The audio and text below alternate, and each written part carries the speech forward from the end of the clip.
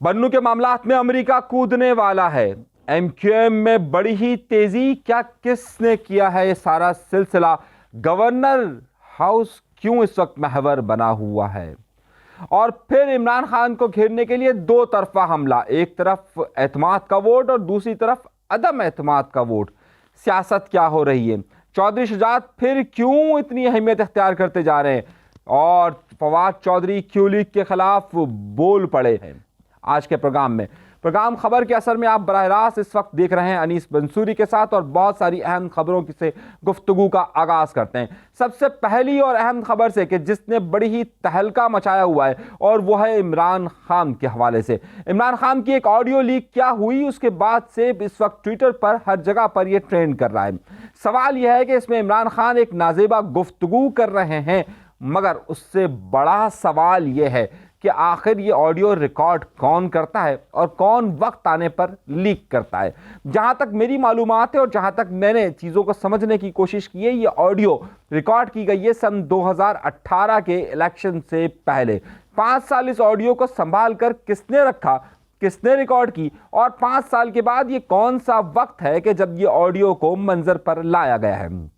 सवाल यह कि अपनी ज़ाती गुफ्तगू में या अपनी ज़ाती नोयत की बातों के अंदर इमरान खान ने चाहे जितनी भी नाजेबा गुफ्तगू की हो, असल मार्का या असल सवाल जिस बात से उठता है कि अव्वल ये ऑडियो रिकॉर्ड किसने की है, और दोम ये कि इस रिकॉर्ड को 5 साल तक संभालने के बाद इस वक्त क्यों इसको सामने लाया गया है।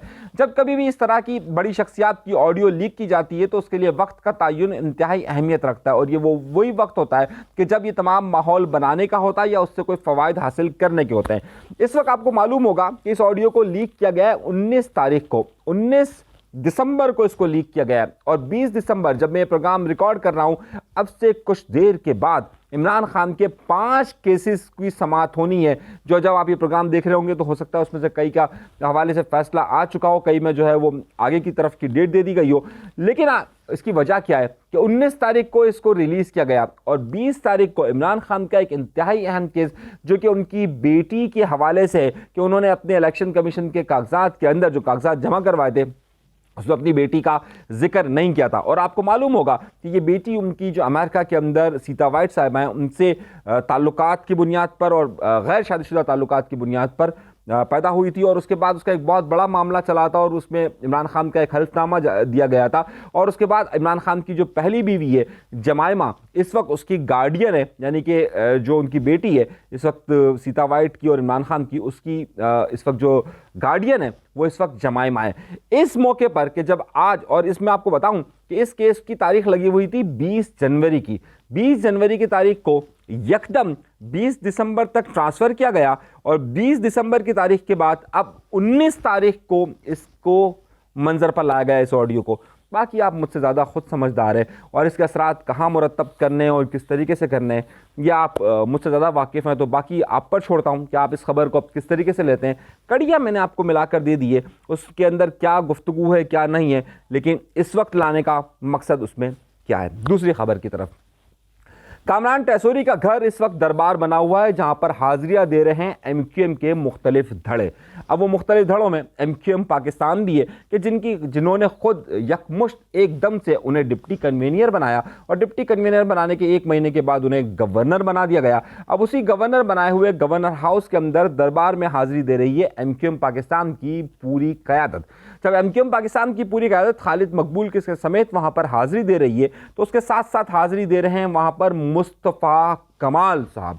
अब मुस्तफ़ा कमाल साहब के साथ अनीस खानी साहब भी और फारूक सत्तार साहब भी। शहर भर में एक दिन के अंदर इतनी ज़्यादा मुलाकातें होने से बहुत सारे लोगों ने इस बात को अक्स किया कि क्या एमक्यूएम पाकिस्तान के तमाम धड़े एक हो रहे हैं, और गवर्नर कामरान टेसोरी जो है उसमें अहम किरदार अदा कर रहे हैं। असल खबर यह है कि कामरान टेसोरी ज़ाहिर है जितने भी बड़े ओहदे पर हों, लेकिन कामरान टेसोरी के पास वो इख्तियारात और वो ज़मानतें नहीं हैं कि जिसकी बुनियाद पर ये तमाम धड़े एक होकर बैठकर किसी नतीजे पर पहुंचे और किसी फैसला साजी पर पहुंचे। यकीनी तौर पर अगर ये धड़े एक साथ बैठ रहे हैं तो इनके पीछे ज़मानती भी उतना ही मजबूत होगा कि जिसने इन सब लोगों की ज़मानतें ली होगी और ज़मानतों पर आगे बात की होगी।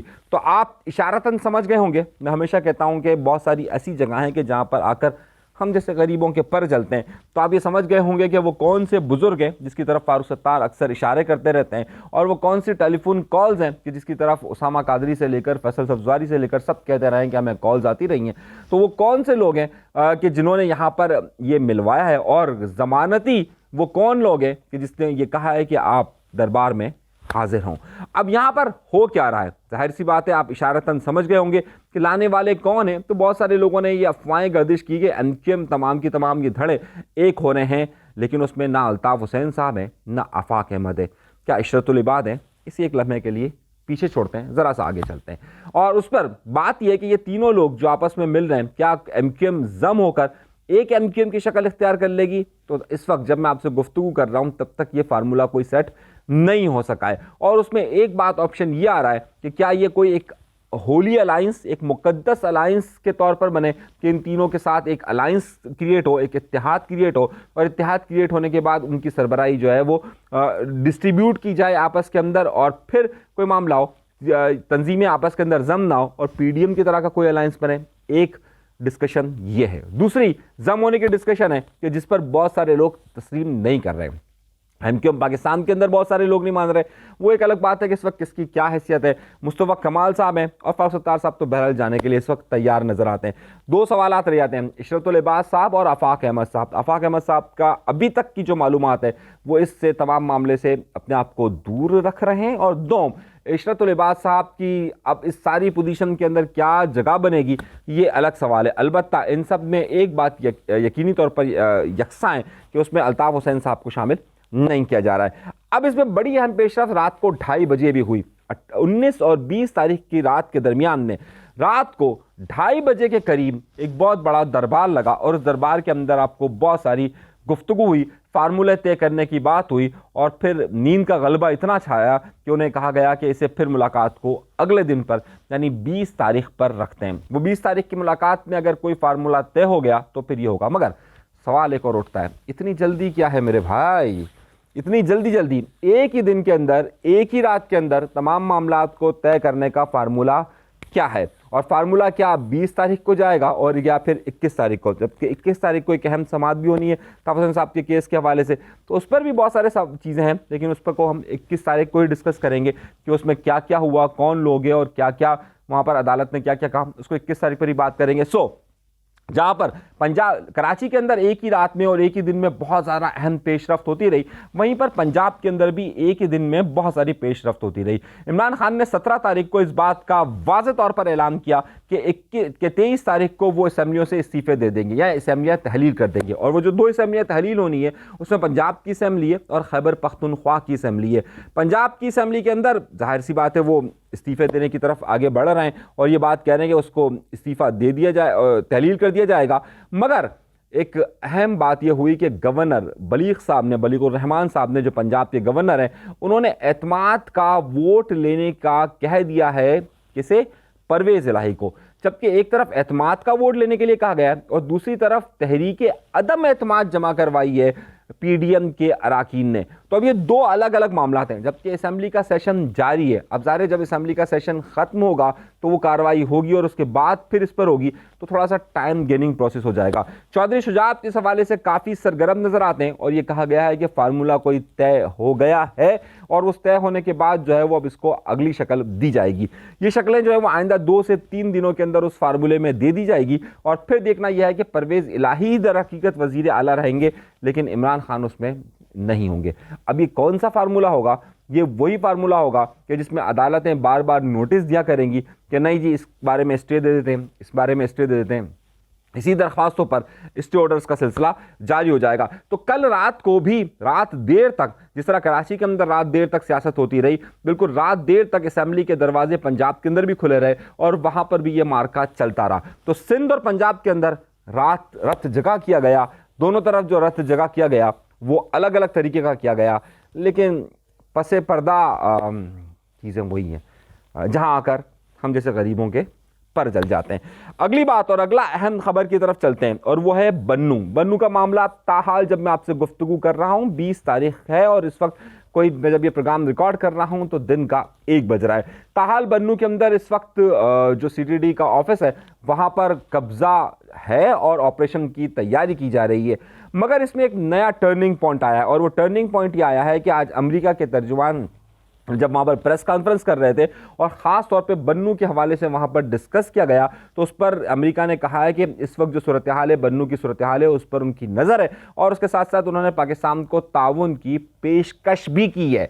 ये मामला छोटा मत समझें, इस वक्त पूरी दुनिया पाकिस्तान के अंदर, शायद इस वक्त आप टीवी चैनल्स देख रहे हो तो उसमें सुर्खियों में बन्नू का केस नहीं आ रहा है, लेकिन इस वक्त पूरी दुनिया के अंदर बन्नू के केस को देखा जा रहा है कि जिसमें सीटीडी के दफ्तर पर दहशतगर्दों ने कब्जा किया हुआ है और पाकिस्तान की सिक्योरिटी फोर्सेस उनसे कब्जा छुड़वाने की कोशिश कर रही है और उस पर जो है वो काफ़ी मामलात हो रहे हैं और गुज़िश्ता 48 घंटों से ज़्यादा का वक्त हो चुका है और अब पूरी दुनिया के अंदर सुर्खियां लगी हुई हैं। इस वक्त इंडियन टीवी चैनल्स बन्नू की सूरत हाल पे लम्हा व लम्हा बाखबर कर रहे हैं और उसके साथ साथ अमेरिकन मीडिया इस पर बन्नू को बड़े गौर से देख रहा है, जिसका सबूत यह है कि बन्नू में की सूरत हाल पर अमरीकी तर्जुमान ने बयान जारी कर दिया है। तो आप समझ सकते हैं कि इस वक्त ये दहशतगर्दों का जो हमला है वो किस हद तक संगीन हो चुका है। पाकिस्तानी मीडिया में इसकी खबरें इस वक्त तक नहीं आ रही, लेकिन दुनिया इस खबरों को बहुत तेज़ी के साथ दे रहा है। इसमें जो भी अपडेट्स होगी ये पूरी सूरत हाल से हम आपको बाखबर रखेंगे कि वहाँ पर क्या हुआ है और इस वक्त क्या मामला हैं। इस वक्त के लिए इजाज़त दीजिए, अनीस मंसूरी को मजीद खबरों के साथ आपके साथ शरीक गुफ्तगू रहेंगे। अगर आपने हमारा चैनल सब्सक्राइब नहीं किया तो सब्सक्राइब ज़रूर कीजिए। इजाज़त दीजिए, अल्लाह के बाद।